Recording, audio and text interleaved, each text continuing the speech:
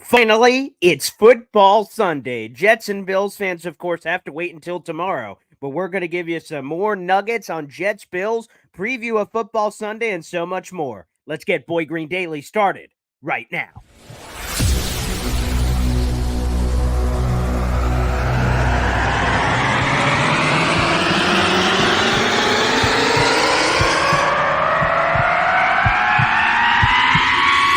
Zoinks! It is unequivocally the Super Bowl for New York Jet fans. Field Yates, baby. Field gosh darn Yates. Let's bring him on the show. Come on, people. Aaron Rodgers is joining the show. What's up, Connor? But Trevor gosh darn Sycamore, baby, for me, personally, my favorite New York Jet of all time. Wow, it's great to be on. What an intro that was right there. Paul, nobody does an intro like you, man. Paul, you give the best intro of literally any podcast that I've ever been. I'm gonna lose my gosh darn bananas.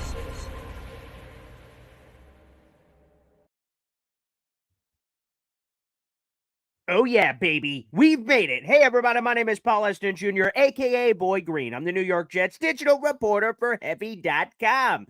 And we're here on a football Sunday where the majority of the NFL teams will be playing again. Jets and Bills fans have to wait another day, and we'll see if that's both good or bad news with a special guest that's joining us in just a minute. Again, this is Boy Green Daily, a daily New York Jets video show live every morning at 7:30. Feel free to get involved in the comment section. And without further ado, let's bring in our special guest from enemy territory. We've been doing this throughout the week with guys like Sal Capaccio and Jordan McGee and a couple other Buffalo Bills media personalities. And now we bring on another, Anthony from Cover One, the podcast host for Disguise Coverage. But no disguise here. Let's bring him on. Anthony, what's poppin', baby? What's good? I appreciate you having me on enemy territory, and I like the intro. Well done. Excellent. Thank you very much. Well, Anthony, let me just start off with this. Can you enjoy today, like the fact that neither of our teams are playing, obviously. So we have all these other games. I have fantasy football to kind of hopefully, keep my interest in and things. But I'm going to be honest. I feel like, I'm anchor man in that glass phone booth. I'm like, I want my team to play. We've waited for months, and now all of a sudden we got to wait one more day. It's kind of weird. You know what? It's funny. Like I've been talking about that with like family and friends. It's cool to have like the primetime Monday night game close out the week. But yeah, like I kind of just want the Sunday 1:00 game. I'm also very partial to primetime is cool and in different times in general. But there's just something special to me about like a good 1:00 game. Like you wake up and the atmosphere is right, especially for like opening week and especially here in Buffalo. Like fall has already kind of arrived a little early. It just feels like a nice, crisp, like fall day. And to your point, yeah, I'm a little anxious and eager. I'm like, oh, there's football, which I'm excited about. But yeah, you got to wait like over another full day. It's a little annoying, but understandable. Yeah, my DNA is 1:00 football as a Jets fan. That's basically all I've known for a long time. And I'll be honest, I kind of have a routine. We go out to a diner every Sunday, even football season or not. And then we come back. And then I love the Fox pregame show. I love those guys. Those guys are great. And then all of a sudden, booyah, you're hearing in mostly the Jets case, the CBS team. I'm running around the house going, yeah, baby, let's go. I'm fired up. I'm juiced up. But you're right. We are going to have to wait another day. But I think it ultimately, like, if you ask me right now, like, let's change it. Let's play right now at 1:00. But as we set up for tomorrow, I do sports talk radio as well. So I'll be doing radio tomorrow morning before we get to the Jets-Bills game. And they're going to be just talking about Jets-Bills all day, which to me is also juicy. So I can't wait. Anthony, I want to hear from this from the other side. What do you think about the Jets? Yeah, I mean, they've been getting shoved down your throat all offseason. So I'm just kind of curious, what is the temperature of Bills fans, Bills media personalities, some mix of both as we're heading into Monday Night Football? I think from a Bills fan perspective, I think a lot of the Jets are kind of overrated. I think Aaron Rodgers, had a down year last year. I think a lot of people think Aaron Rodgers is kind of, I don't want to say washed, but not the same Aaron Rodgers that he was. And then you couple that, I think, with a lot of confidence on social media from a lot of Jets fans and different reports. And I think that stirs the pot more for Bills fans to make them even lean more to the extreme and think the Jets are overrated and so on and so forth. But I think from a media perspective, there is more respect for the Jets as a team. And I know for myself personally, I remember the first meeting between the Bills and Jets last year, and despite, Allen kind of shooting himself in the foot a bit, I went into that game on my show saying like I got lit up by Bills fans because I was like, I wouldn't be surprised if the Bills lost this game, and everybody was like going nuts. And I was like, I really believed in what the Jets were doing defensively. If you can rush for and get pressure and consistently drop 7 into coverage, and your 2 corners are Sauce Gardner and DJ Reed, and a healthy CJ Mosley made a big difference for them last year. And then Quinn Williams is playing like an all-pro on the inside. All these pieces that added up.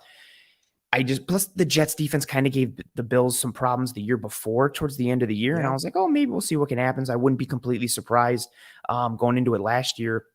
And so for me personally, I respect the Jets team. I think they've got a lot of pieces to like and a lot of pieces to look forward to. If you're a Jets fan, I think they're going to come in second place in the AFC East when all things are said and done. But I mean, if Aaron Rodgers plays closer to what Aaron Rodgers could be, like they can threaten a lot of teams in the AFC with good defense, good quarterback play. And if their offensive line stays healthy, I think they could make some noise. Yeah, that's fascinating because I had Sal Capaccio on back last year going into that first Bills game. And I think he even mentioned it. And correct me if any detail is wrong here, but if I remember correctly, heading into that game, Matt Milano was kind of up in the air whether or not he was going to play. And when Sal joined me on the show, he said, no offense, which obviously, if you say with all due respect or no offense, then obviously no offense could be taken. Dems to rules. That's just how the world operates, obviously. But he said, the Bills could be thinking here, hey, we're going to beat the Jets anyway. Let's be a little willy-nilly here potentially. I'm paraphrasing a little bit, but basically that's what he said, that the Bills could just say, hey, we could just rest Milano here because whether he's here or not, the Bills expect to beat the Jets. And I found that interesting. I'm kind of like in my back of my head, noted. And then obviously the Jets beat the Bills. And then from Bills fans, the first thing I hear is, well, we didn't have Matt Milano. I'm like, what? Whoa. You can't say before the game, hey, sorry, you guys suck. We don't need him. Then you lose. You say, well, we didn't have him. I don't think you can take both sides of the road here. That was kind of my take heading into that game, interestingly enough. Yeah, that's a fair point. Like you can't walk it back. If you go into it being like, well, we don't need these guys to beat, so-and-so, and then you lose, it's like, well, we didn't have our guys. And it's, you can't walk it back. But the Milano piece was significant. Last year it was, of course, Terrell Bernard and Tremaine Edmonds. Terrell Bernard will be starting now for Tremaine Edmonds in this Monday night game. He'll be pairing with Milano. There was no Poyer. There was no Hyde. So they had Jaquan Johnson and DeMar Hamlin back there, which are significant pieces. But, so those guys will be around this time here Monday night. But again, I mean, that's kind of, I don't want to say countered or balanced out by the fact that the Jets offensive line is now healthy from their perspective in an ideal sense. And they have a completely different animal at the quarterback spot, which just adds such a really fun wrinkle to like what the Jets can be. And my thought really with everything for the Jets has been, and this is where like I think a lot of the noise from Bills Mafia has come in. It's been like, well, Aaron Rodgers he's not MVP Aaron Rodgers, he's not Green Bay Aaron Rodgers, which, and you know what, he probably isn't, and most likely isn't. But if anybody can get it out of him, maybe it's the guy who he won back-to-back MVPs with the last time he was paired with as an offensive coordinator. But my whole thing was I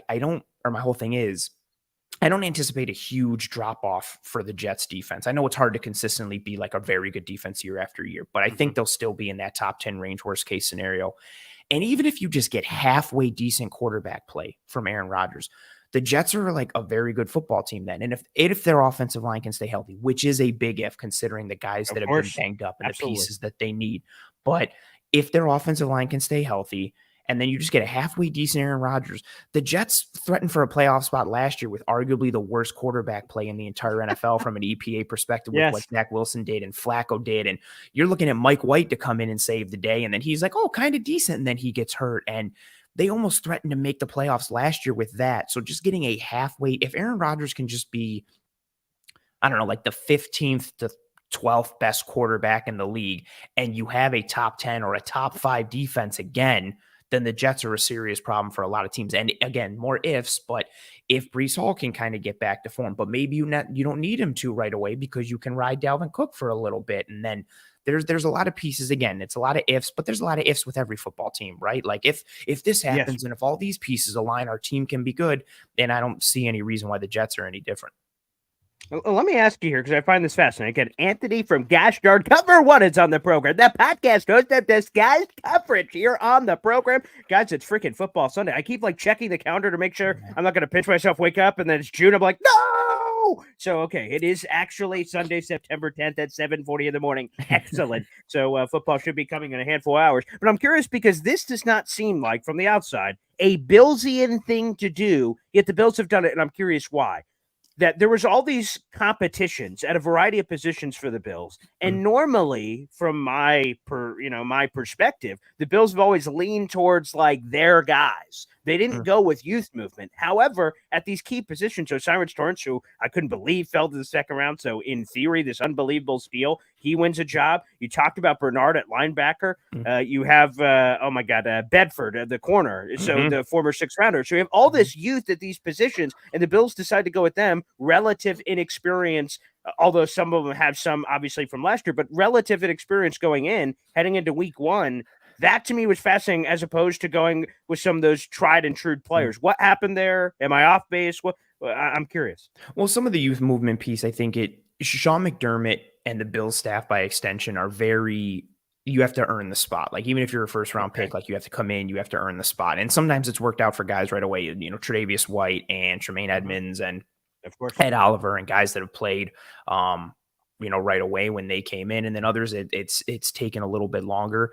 I think with Benford's just earned the job. He came in last year as a sixth rounder. I remember I watch a lot of college tape. I do a lot of draft evaluation, and I couldn't get a ton of Villanova tape. And I had Villanova versus Penn State. First play, he gets cooked by Jahan Dotson and just does not have a great game. And I'm like, oh, well, it's one game, not a lot of sample size. We'll see. He just had a tremendous training camp, and he came into the year and pushed for a starting spot. And granted, Tre'Davious White was out, and then Dane Jackson got banged up, but he was starting early on for the Bills. He started in Miami alongside Cairo Elum against Tyreek Hill and Jalen Waddle, and then he broke his wrist. And he just had another solid camp. I think and a solid preseason. It's just it doesn't matter if you are the vet, and I know the narrative gets thrown on, especially by Bills fans. McDermott doesn't play the young guys. It's truly just whoever is the best for the job. Granted, it's in their eyes. The biggest thing they look for is reliability and responsibility. Do you know your assignment? Are you going to be in the right position that we think you need to be in? And more importantly, do your teammates know and trust that you are going to be in the right position that they think you're going to be in? That's been the biggest detractor for Cairo Elum starting at corner, even though he's been a first-round pick, is the inconsistency and not really knowing where he is going to be snap after snap. That floor just isn't there. Benford has earned that at the corner spot. Osiris Torrance, just really good play. He adds a physical element to the offensive line, gives them more reassurance from an anchor perspective in the depth of the pocket, but also somebody that can create vertical displacement and kind of maul people in the run game and allow them to have, more of that downhill run game aspect. So seeing him there. And then linebacker, I think it was just more of an open competition. And Bernard has been hurt the entire preseason. It was Bernard and Tyrell Dodson who were kind of neck and neck leaving camp going into the preseason. Bernard got hurt with a hammy, hasn't played at all in the preseason.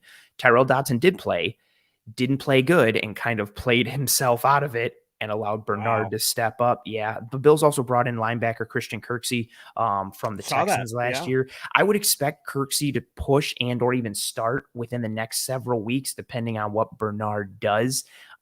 Just with his experience in Lovie Smith's defense last year and his skill set and how it fits with the types of coverages the Bills like to run. But yeah, it just happened to be that these guys kind of won out at these jobs, but it literally could have been anyone else. It's all just, if you're the best guy for the job, you're the guy that's going to get the job. It doesn't matter if you're a first-year guy, second-year guy, 10th-year guy. If you're the best, you get it. Sean McDermott's all about competition. This is an in the weeds Bills question, but we're surfing. We're working our way through. Okay, Cairo Elum, former first-round pick. It hasn't been great.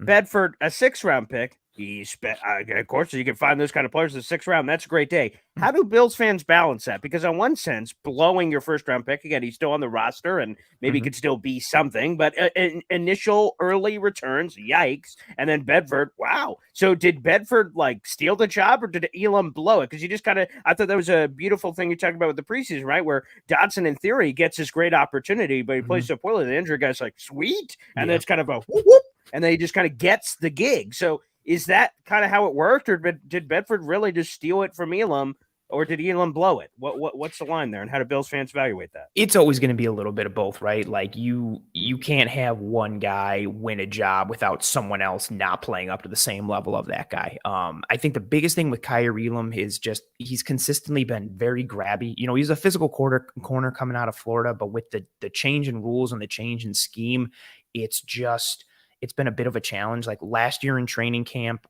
they had to put like boxing gloves on him during drills to get him to literally like stop grabbing because he was clutching and holding on a lot.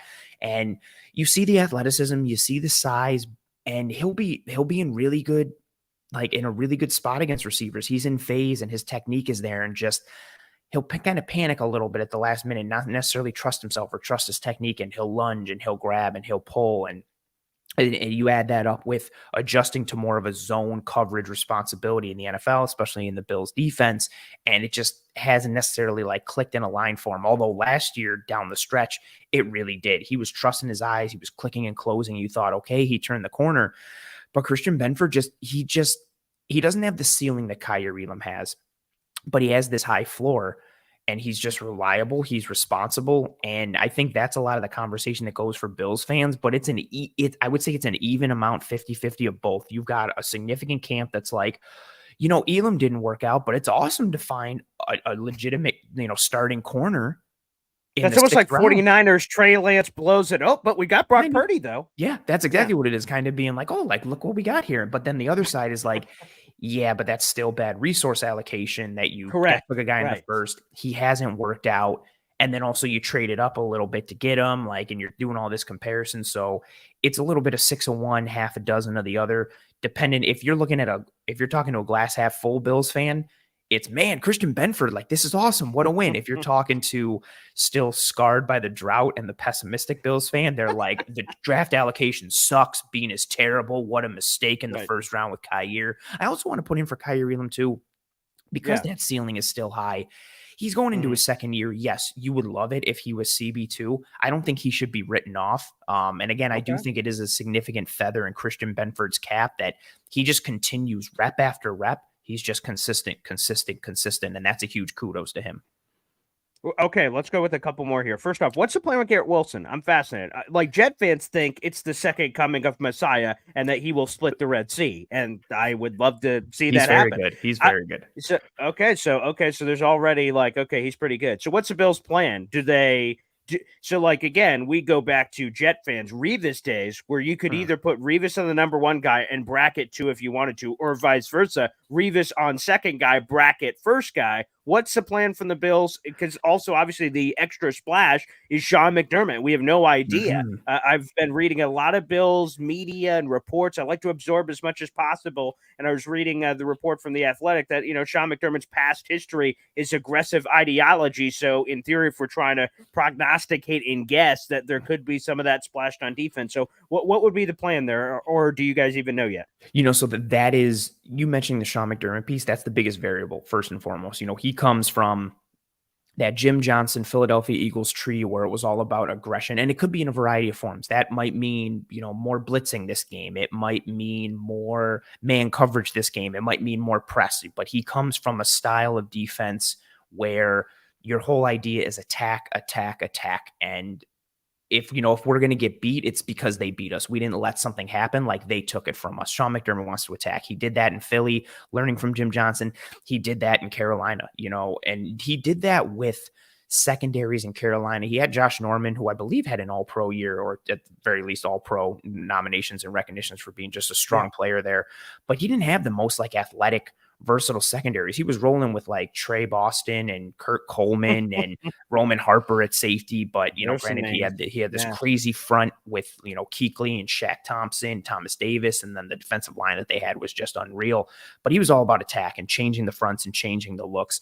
And that attack-minded nature, I'm wondering the same thing, how it plays. Traditionally, they have not been Trey White's going to follow whoever is the number one. They're very much like, hey, we're going to play the defense, and whatever the defense is, here we go.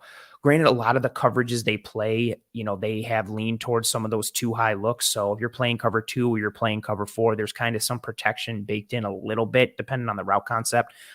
So I don't necessarily think you're going to have anybody travel with Garrett Wilson, but a lot of it's going to come down to how they choose to attack that Jets offense and what McDermott's philosophy is. What we've seen in the preseason, we've seen more blitzes. We've seen more man coverage. We've seen the threat of pressure and then dropping out. So they'll establish it early and then they'll show 6 or 7 later in the game. And you're thinking, oh, here it comes again. And then they drop out because it's a simulated pressure. They're just rushing a regular 4 and it's cover 2 behind it or something. And Sean McDermott will kind of push different buttons and pull different levers and play games. That's going to be the biggest determinant. And because we haven't seen a Sean McDermott completely led Bills defense yet, with him being the full-time DC like he is now this year, I think that's a huge question. But traditionally, they haven't been like a, one double or a travel with kind of defense. So you're saying there's a chance for disguise coverage? Wink. # branding, perhaps? Well done. Wink, wink, nudge, nudge. I appreciate that. Every time sometimes it'll naturally get into the conversation in my show, and people are like, oh, did you plan that? I'm like, no, it's just a football term. And I just say it, but well done. I like what you did there. All right. I love it. Okay. Let's get a couple things in here before we get chat here. First off, Jets Bills prediction. I've been so curious both on Jets and Bills side because we've been having someone different on each day representing each side. So I love getting these different flavors in of people on varying confidence levels heading in. So what is your prediction for Jets Bills Monday Night Football? So I am like Michael Scott. I'm not superstitious, but I am a little stitious, but I'm actually superstitious. I'm not going to give an actual score prediction because I can't. It's just not in my bloodstream. But I will say I think it's going to be I think it's going to be a legitimate close football game. Like I could see it somewhere in the 24-21, 2017, 27-24, 27-21. I think what's also tough with these early games too is, or not early in the season, I mean, like, the Jets could end up being the better football team. The Bills could end up being the better football team. Week 1 is filled with so many variables. Teams don't know who they are yet. They're coming out with a game plan that by week 6, they might be like, oh, I can't believe we were running that in week 1. That sucks. Why did we even do that? So that's another wrinkle on top of it. But I do think it'll be a close game. I don't see either team blowing the other out unless something drastic happens to either team, and I mean that from like an injury perspective, and I hope that doesn't happen. Of course, either team. Yeah. But I do think it'll be a close game. I think it's one that, with 6 minutes left in the fourth quarter, there's still going to be something to play for. Which would be great for the neutral NFL fans that could be watching Monday Night Football. We just got a late YouTube super chat in here. This is from Silas Whittle, jumping in on YouTube. I love how Jet fans, this is awesome. I love it. I love when we get, people coming in from all sides. I love how Jet fans believe Sherwood, which is Jamin Sherwood, the linebacker, and Adams, who's Tony Adams, the safety, our diamonds are rough, but Benford and Davis are mid at best. I will say this. I think there's, and maybe it's just because, again, I am built as a glass half full Jet fans, which don't really exist. So I understand I'm in the minority in that sense, that most people are negative and have scars from their entire lives. But I always see the full side of things. When you look at the Jets, there's a lot of projecting from the Jets, like Tony Adams. I heard Connor Rogers, he was on with Greg Tomset and the wonderful other Cover One show earlier this week.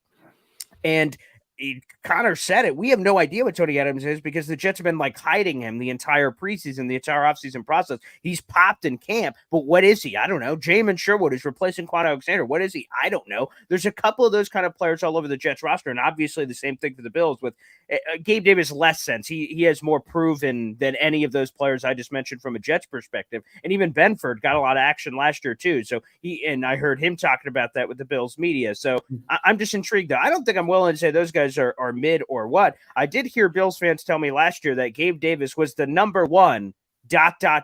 number 2 receiver. Like they thought he was the best, to not confuse people, the best like number 2 receiver in the league. Like that's the kind of potential he had, a watch out world. And he didn't deliver that, but he was still good. So like, that was the thing I don't think arguing with Sal Capaccio over the offseason, but we like brought that up and there's like this weird beef thing going on. So we'll see. There's projection from both sides. Again, when the ball rolls out, it's Monday Night Football. We'll see if the Sherwoods, Adams, or Benfords, or Davises, or Osiris Torrance, or some of these other again, he's less of the diamond in the rough, obviously, as a second-round pick, but still to the point that these players that we're projecting up and we're puffing our chest out, walking to the middle of the field, and we're waddling out there, and then all of a sudden, you poke the Pillsbury Doughboy, the belly button, then and all the air pops out. I mean, we're going to see, because it's going to be, it's going to be gut check time of sink or swim, sack up or sack not, and that should be kind of interesting. So I love that from Silas. Let me get this in before we get out of here.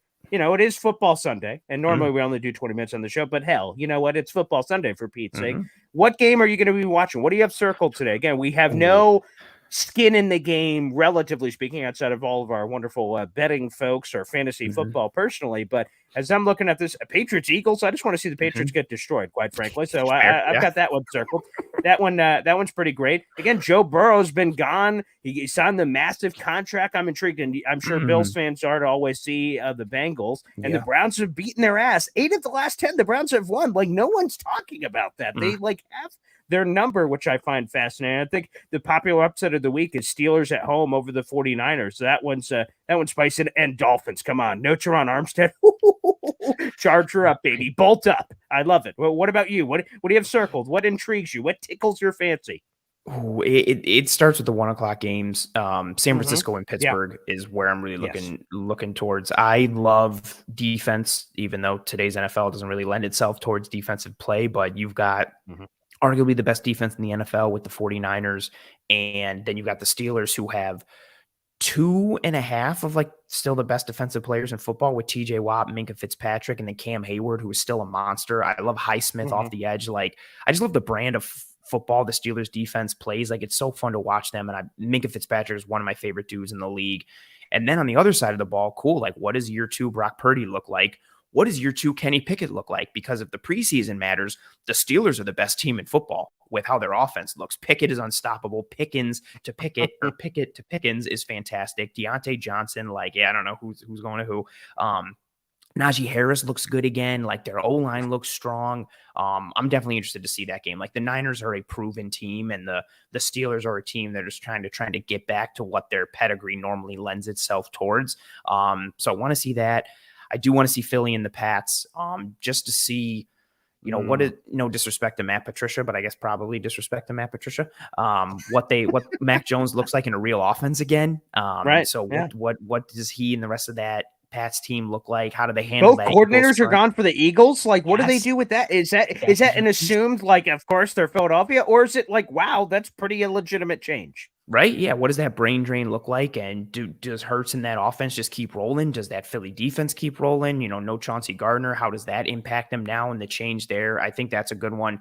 The Chargers in Miami, like you mentioned, just from the Chargers just seem like they charger every single year and just can never. That's a verb. Yes, they do it every year. And then last year it was they got to the playoffs. They did it. And then they're killing the Jags. And you're look at them. And then they charged it again. It just, and unbelievable. I speak from experience, the Bills gonna Bills. The Bills used to do that too, and still kind of probably do to a degree. And granted, it's week 1, but the Chargers had a really great blueprint and game plan last year against Miami. They used it to beat them handily on that Sunday night game. But what does Tua look like? Does that offensive line hold up without Armstead? How healthy can they be? How strong can they play together? Those are the big ones. And then maybe even a little bit, not the sexiest game, but, all the little one-offs, the New Orleans game, and what does Derek Carr look like for the Saints? What does Russell Wilson look like in that Sean Payton offense at home against the Raiders? What does Jimmy G look like in that Raiders offense? What does Devontae Adams look like playing with Jimmy Garoppolo? All those little one-off storyline pieces. The Jags and Indy is also kind of a little fun one at one, just because I like Anthony the Jags. Richardson, baby. Yeah. The Jags play a good brand of football on offense. And then on the other side, you got Anthony Richardson, who, I don't know, does he come out and look like Cam Newton did in his rookie game against Arizona? Yeah, just chucking it all over and running all over. I also have Anthony Richardson in some fantasy leagues, so my eye is on that one as well. It's cool. Again, I will say, we let off with the whole got to wait till Monday night, for your team to play. There's a really good slate of week 1 games. So it's nice that we're chock full of good football to get us to Monday night, instead of just being well, we got to wait till Monday and all these games suck. Yeah, exactly. That's a fair point. All right, let's wrap up with this, because I see, wow, Jets and Bills fans are going at it in the comments. Beautiful. Well, fight. And see, that goes to that question that Silas asked. with, Yeah. I see, Jets fans hyping up these guys, but, not doing the same with the Yeah. Bills guys. It all depends on whatever fan or person that you ask. That's And true. And when you go with general fandom, especially like putting it out to like the Twitter masses, which is where majority of like the conversation happens, you're not going to get really objective like people on any side, like whether Bills or Jets. You're going to get the Bills fans that are like, who, Tony Adams? He sucks. And it's like, dude, you've never even watched Tony Adams play. You don't know anything. And then the other side, you're going to get a bunch of Jets fans that are like, I don't care who Christian Benford is. He sucks. And it's like, you've never even watched Christian Benford play. Like, what are you doing? So depending on, it's all what section or demographic of the fan base that you hit. And some are more extreme than others. Yeah, that's for sure. Silas, I'll bring up this last one as we wrap up here. And he's referencing, if you're watching on the screen, we also have people that listen to the audio only version of this. Silas Whittle is contributing on our YouTube page. And he said, quote, you guys, Jet fans, are trusting a 38-year-old left tackle. That's Dwayne Brown. And Mekhi Becton, who hasn't played NFL snaps in 2 years. But yeah, the Bills offensive line, I think this is going to decide the game, quite frankly. Because if you go to the Jets, who have the questions at tackle from the outside looking, and I understand you say these two things, and both of those things are absolutely true. Dwayne is closer to death than he is birth. And then you go over to Mekhi Becton, and he hasn't completed a full game start to finish since his rookie season in 2020. Yeah. It's 2023. I mean, those are actual facts. The Jets themselves are unbelievably confident in these guys. The thing I go to the Bills side, Spencer Brown is a freaking big-ass saloon door. What's happening out there? The Jets are going to be like, tasty. Let's throw some guys, because obviously remember Bryce Huff in that first game last year came right around the bend. That's a crazy play that set up everything, and then ultimately the Gabe David Sauce action. So again, both I mentioned it this way: both teams are puffing out their chest going to midfield, and someone's going to get poked in the belly button, and the air is going to come out, as I said, Pillsbury Doughboy style, with somebody. Somebody ain't going to be right.